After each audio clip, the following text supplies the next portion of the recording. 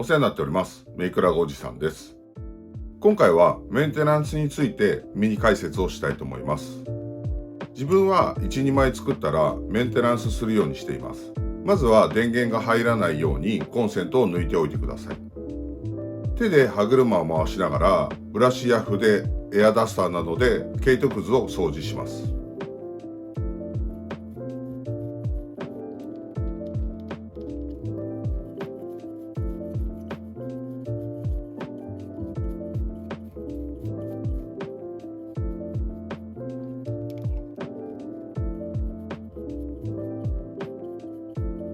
次にオイルを差す場所ですが、普段はこの4箇所に差しています。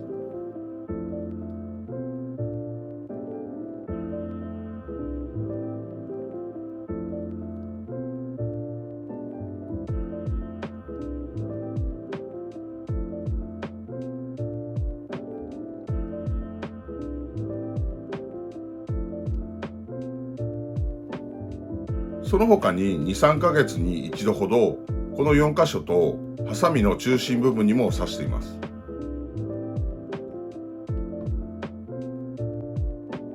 こちらもつけすぎ注意です。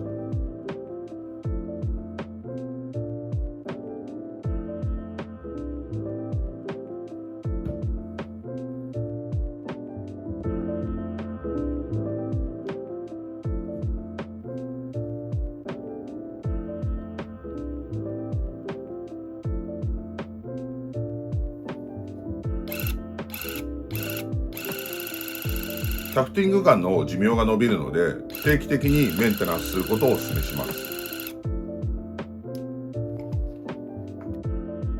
チャンネル登録、いいね、お願いいたします。質問、要望などもお気軽にコメントお願いします。ご視聴ありがとうございました。